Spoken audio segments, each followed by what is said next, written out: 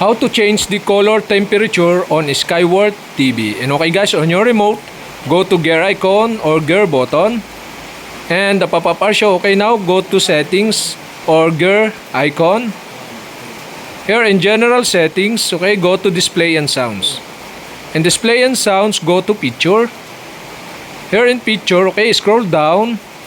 And you can see here the color temperature. Okay, go to color temperature.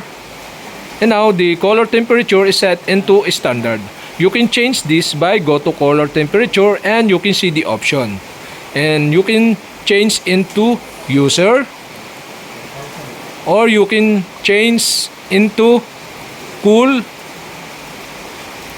or you can change into warm. And also you can back to standard the color temperature, and that's it. Okay, you have successfully changed the color temperature on Skyworth TV.